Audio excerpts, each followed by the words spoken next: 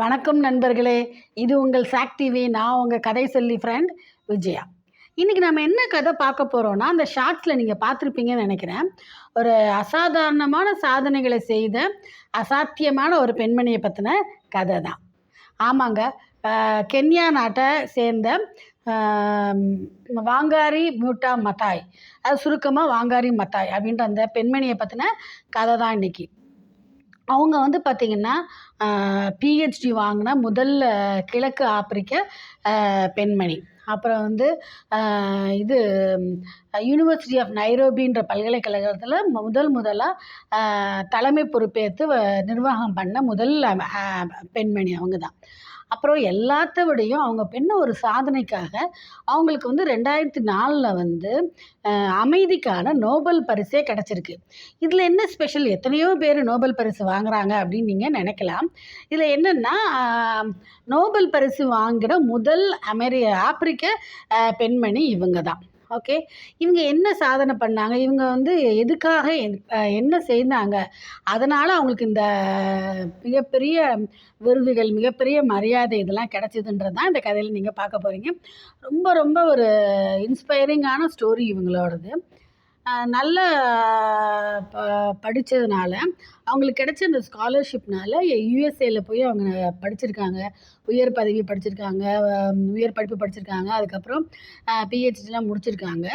எல்லாமே பண்ணால் கூட சுயநலமாக நம்ம அமெரிக்காலே செட்டில் ஆகிடலாம், இல்லை வேறு வெளிநாட்டில் செட்டில் ஆகி நல்ல ஒரு சம்பாத்தியத்தில் வாழ்க்கை நடத்தலான்னு நினைக்காம அவங்க சொந்த நாடான கென்யாவுக்கு வந்து அந்த நாட்டு வளர்ச்சிக்காகவும் அந்த நாட்டில் உள்ள கஷ்டத்தை போக்குறதுக்காகவும் அவங்க நிறைய வகையிலையும் உழைச்சிருக்காங்க. அந்த வகையில் தான் அவங்களுடைய சாதனைகள் வந்து தனியாக நமக்கு தெரியுது. அவங்க வந்தப்போ வந்து என்ன பிரச்சனை அப்படின்னா, பயங்கரமான வறட்சி கென்யாவில். அதாவது மழையே இல்லை, தண்ணியே இல்லை.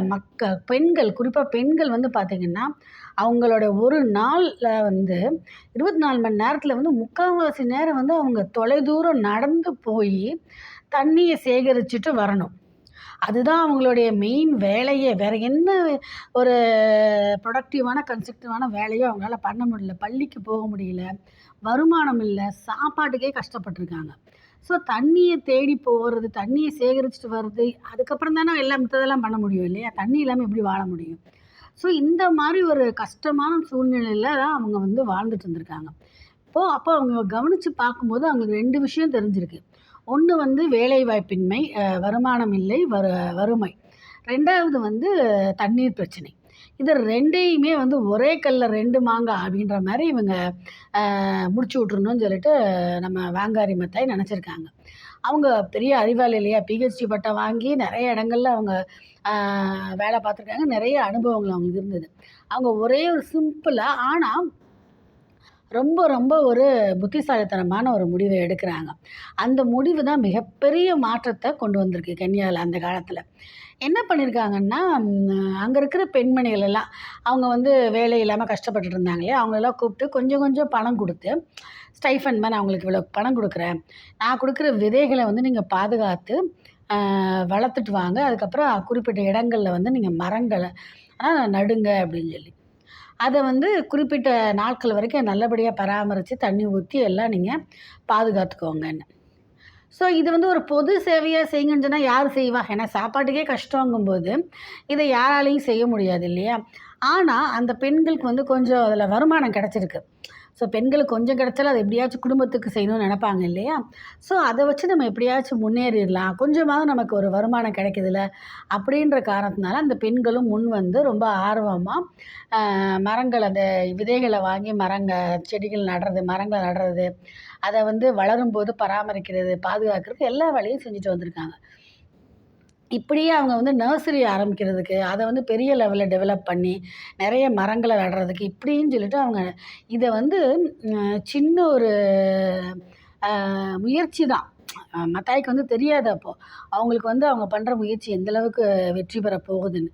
ஆனால் அவங்க ஆரம்பித்த இந்த முயற்சி பார்த்திங்கன்னா ஒரு பசுமை போராட்டமாகவே, பசுமை புரட்சியாகவே அந்த கென்யாவில் மலர்ந்திருக்கு. க்ரீன் பெல்ட் மூவ்மெண்ட் அப்படின்னு சொல்லிட்டு அந்த பசுமை புரட்சிக்கு அவங்க ஒரு பேரும் வச்சுருந்துருக்காங்க. இதனால இந்த 2 விஷயம், இந்த 2 பிரச்சனையுமே கென்யால வந்து இதாயிருச்சு, தீர்ந்து போச்சு. வறுமை வெகுவா குறைஞ்சிருக்கு. தண்ணீர் பிரச்சனை, ஏன்னா மழை கொஞ்சம் வரும் இல்லையா? நல்ல மரங்கள்லாம் நடும்போது அந்த வறட்சியும், அந்த தண்ணீர் பிரச்சனையும் வெகுவா குறைஞ்சது. அப்புறம் பெண்களோட அந்த வருமானம், ஒரு வேலை வாய்ப்பு, அது மூலம் கிடைக்கிற ஒரு வருமானம். இது எவ்வளோ பெரிய விஷயம் இல்லையா? இது வந்து ஒருத்தருடைய வாழ்க்கையவே மாற்றக்கூடிய விஷயங்கள் இல்லையா? அந்த விஷயங்கள் தான் நடந்திருக்கு. அந்த பெண்கள் வந்து அவங்களுக்கு கிடைச்ச சொற்ப வருமானத்த நல்லபடியா குடும்பத்துக்காக செலவழிச்சிருக்காங்க. அவங்கள அறியாமலே அவங்களுடைய அந்த என்விரான்மெண்ட்ட, அவங்களுடைய சுற்றுச்சூழல வந்து அவங்க பசுமையா ஆக்கியிருக்காங்க. அவங்கள அறியாமலேயே அவங்களோட தண்ணீர் பிரச்சனைக்கு அவங்களே ஒரு தீர்வாவே மாறிட்டாங்க. இது வந்து வாங்காரி மத்தாய் அவங்களுக்கு வந்து தெரிஞ்சிருக்கு. ஏன்னா அவங்க படிச்சவங்க. அவங்களுக்கு வந்து இது தெரிஞ்சிருக்கு. நம்ம வந்து இதுதான் நம்மளுடைய இலக்கு. இத நோக்கி தான் நம்ம போறோம்ன்னு. ஆனாலும் அந்த பெண்களுக்கு வந்து நெறைய சொன்னாலும் புரியாது. பட் அவங்கள வந்து உணர வச்சிருக்காங்க. அவங்கள வந்து வாழ்க்கையில இதுதான் நமக்கு கிடைச்ச ஒரு வரம். இதுதான் நமக்கு கிடைச்ச ஒரு வாய்ப்பு. அப்படின்னு அவங்கள புரிய வச்சு, அவங்களுடைய வாழ்க்கை முன்னேறதுக்கு அவங்க மிகப்பெரிய தூண்டுகோலா இருந்திருக்காங்க. இது எவ்வளோ பெரிய சாதனை பாருங்களேன். நான் நல்லா படிச்சிருக்கேன். நான் என் குடும்பத்த பார்த்துக்கிறேன். நான் என் குடும்பத்தோட வளர்ச்சியில நான் வந்து பெரிய இது பண்ணிக்கிறேன் அப்படின்னு இல்லாம, என் நாடு, என் மக்கள், என்னோட ஊரு, என்னுடைய பிரச்சனை அப்படின்னு சொல்லிட்டு ஒரு முயற்சி எடுத்து, அத ஒரு புரட்சியாவே ஆக்கி, ஒரு பெரிய மூவ்மெண்ட்டாவே ஆக்கி, மக்கள வந்து தாங்களே தங்களுக்கு தகுந்த தேவையான தீர்வுகள நோக்கி போகக்கூடிய ஒரு சூழ்நிலைய உருவாக்கி குடுத்துருக்காங்க. உண்மையிலேயே அவங்க ஒரு பெரிய, என்ன சொல்றது? மரங்களின் தாய், இல்ல மரங்களின் தேவதை அப்படின்னு கூட நம்ம சொல்லலாம் இல்லையா? ஸோ அதுக்காகத்தான் 2004ல அவங்களுக்கு வந்து சிறந்த என்விரான்மெண்டலிஸ்ட் அப்படின்ற சுற்றுச்சூழல் வியலாளர், அப்படி சுற்றுச்சூழல பாதுகாக்கிறவர் அப்படின்னு சொல்லி ஒரு அ மரியாதைக்கு நோபல் பரிசு, மிக உயரிய விருதான நோபல் பரிசு அவங்களுக்கு கிடைச்சிருக்கு, குடுக்கப்பட்டிருக்கு. நம்ம இந்தியாவும் சும்மா இல்லங்க. நம்ம அவங்கள கௌரவிக்கிறதுக்காக இந்திரா காந்தி பீஸ் அவார்ட் அப்படின்னு சொல்லிட்டு ஒரு அவார்டு அவங்களுக்கு குடுத்து, நம்மளுடைய மரியாதையும் நம்ம இந்தியா செஞ்சிருக்கு. இதெல்லாம் ஒரு சந்தோஷமான ஒரு விஷயம் தான் இல்லையா? இந்தியாவும் நம்ம திறமையாளர்கள பாராட்டுறதுல முன்னாடி நிக்குது அப்படின்னு. ஸோ இவங்க வந்து பார்த்தீங்கன்னா, இவங்க ஒரு பெண்ணுன்றதுனால அந்த காலத்தில இனவெறிய சந்திச்சிருக்காங்க. அதனால இனபேதத்தினால அவங்களுக்கு வேலை வாய்ப்புகள் பறிபோயிருக்கு. அவங்களுக்கு கிடைக்க வேண்டிய மரியாதை, அவங்களுக்கு கிடைக்க வேண்டிய அந்த, என்ன சொல்றது? எத்தனையோ வாய்ப்புகள் வந்து அவங்களுக்கு தட்டி பறிக்கப்பட்டிருக்கு. அப்புறம் காதல் திருமணம் பண்ணி நல்லா வாழ்ந்து 3 குழந்தைகளுக்கு தாயாயிருக்காங்க. நல்லா தான் போயிட்டு இருந்திருக்கு. ஆனா, அதுக்கப்புறம் ஒரு இடைவெளி விழுந்து, அதுக்கப்புறம் சரி வராதுன்னு சொல்லி கணவரே வந்து இவங்க மேல விவாகரத்து கேட்டு கேஸ் போட்டு, இவங்கள பயங்கரமா தாக்கி, பேசக்கூடாததெல்லாம் பேசி, விவாகரத்து வாங்கிட்டு போயிருக்காரு. அதனால ஏற்பட்ட மன உளைச்சல், அப்புறம் இழப்பு. நெறைய வந்து அவங்க வந்து இப்ப அந்த கேஸுக்காக பணத்த இழந்துட்டாங்க. அப்புறம் 3 குழந்தைகள பார்த்துக்கணுன்ற ஒரு கட்டாயம். அப்புறம் தன்னுடைய வேலைக்கு இடையூறா இருக்கிறதுனால, அந்த குழந்தைகள வந்து தந்தைகிட்டயே குடுத்துட்டு, அவங்க வந்து அதுக்கப்புறம் ஓடியிருக்காங்க. So psychological problem, mental issues, family problems, அப்புறம் கவர்மெண்ட் பார்த்தீங்கன்னா, அதுதான் மிகப்பெரிய பிரச்சனையே. கென்யன் கவர்மெண்ட் தான் அந்த காலத்தில.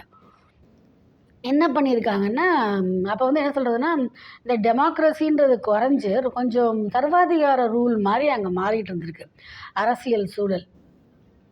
இந்த மாரியான இயக்கங்கள் பெருசா வளர்றதையோ, இந்த மாரி மக்கள்கிட்ட வந்து இவங்கள மாரி ஆட்கள வந்து போய் நெருங்குறதையோ வந்து அவங்க வந்து வன்மையா கண்டிச்சிருக்காங்க. நெறைய விஷயங்கள்ல இடைஞ்சல் குடுத்துருக்காங்க. இவங்க பண்ற போராட்டங்களுக்கு வந்து இடையூறா இருந்திருக்காங்க. கென்யான் கவர்மெண்ட் வந்து இவங்கள பேச விடாம பண்றது, இந்த விழிப்புணர்வு செய்ய விடாம பண்றது, அப்புறம் ஜெயில்ல தூக்கி போடுறது, இவங்க ஏதாவது ம் ஸ்ட்ரைக் பண்ணா அத தடுக்கிறது, இது மாரி நெறைய விஷயங்கள்ல வந்து பிரச்சனைகள் இருந்திருக்கு. ஆனா, அதையெல்லாம் அவங்க வந்து கடந்து, அவங்க வந்து வாழ்க்கையில வந்து போராடியிருக்காங்க. வாழ்க்கையில வந்து அவங்க நெனச்ச இலக்க அடைஞ்சிருக்காங்க. மக்களுக்கும் நல்லது பண்ணியிருக்காங்க. இவ்வளோ தூரம் போராட்டங்கள பார்த்த அந்த பெண்மணி, 2011ல வந்து அ இது கேன்சரால் அவங்க பாதிக்கப்பட்டிருக்காங்க. கேன்சரால் பாதிக்கப்பட்டு அதுக்கு எடுத்த ட்ரீட்மெண்ட்டு அதனால் ஏற்பட்ட பக்க விளைவுனால 2011 வந்து அவங்க இயற்கை எய்திட்டாங்க. ஸோ இவ்வளோ தூரம் பிரச்சனைகளோட போராட்டம் நடத்தின அவங்களுக்கு வந்து கடைசி வந்து ஒரு நல்ல இறப்பு கிடைக்கல. இது நோயோடையும் சாவோடையும் போராடி தான் அவங்க வந்து தன்னோட வாழ்க்கையை முடிச்சிருக்காங்க.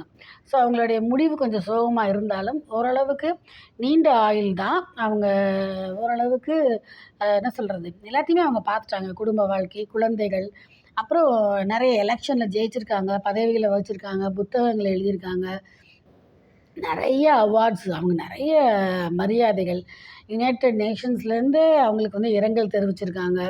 எல்லா நாடுகளுமே, உலக நாடுகள் எல்லாமே அவங்கள வந்து மரியாதை செஞ்சுருக்காங்க. உலக நாடு தலைவர்கள் எல்லாருமே அவங்க மேலே ஒரு மதிப்பு வச்சுருந்துருக்காங்க. ஸோ இதெல்லாமே ஒரு அவங்களுக்கு கிடைத்த ஒரு அங்கீகாரமாகவே நம்ம நினைக்கலாம். ஒரு பெண்மணியால் வந்து ஒரு வீட்டை மட்டும் தான் மாற்ற முடியும். அவங்களுடைய கல்வி வந்து வீட்டை மட்டும் தான் மாற்ற முடியும். இல்லை, அவங்களுடைய கல்வியால் இந்த அவங்களுடைய சமுதாயமே மாறும், அவங்க நாடே மாறும் அப்படின்றதுக்கு வந்து இவங்க வந்து ஒரு மிகப்பெரிய உதாரணம். கிட்டத்தட்ட 45 மில்லியன் மரங்களை நட்டிருக்காங்க அவங்க அந்த க்ரீன் பெல்ட் மூவ்மெண்ட் மூலமாக. யோசித்து பாருங்கள், கிட்டத்தட்ட 9 லட்சம் பெண்மணிகளுக்கு வந்து அவங்க வந்து வேலைவாய்ப்பு வழங்கியிருக்காங்க. இது எவ்வளோ பெரிய மகத்தான சாதனை இல்லையா? இந்த பெண்மணியை பற்றி உங்களுக்கு ஏற்கனவே தெரியுமா? இந்த கதையெல்லாம் நீங்கள் ஏற்கனவே கேள்விப்பட்டிருக்கீங்களா? அப்படின்னா நீங்கள் வந்து கமெண்ட்டில் சொல்லுங்கள். இல்லை, நான் கேள்வியே படல, இப்போ நீ சொல்லி தான் எனக்கு தெரியும்னு சொன்னாலும் சந்தோஷந்தான். கமெண்ட்டில் அதையும் நீங்கள் சொல்லுங்கள். இந்த கதை வந்து இவங்களோட கதை வந்து ரொம்ப நல்லா இருந்தது. ரொம்ப இன்ஸ்பைரிங்காக இருந்தது. இன்ஸ்பைரிங்காக நீ வந்து இந்த கதையை நல்லா சொன்ன அப்படின்னு நீங்கள் நினச்சிங்கன்னா அதையும் கமெண்ட்டில் சொல்லுங்கள்.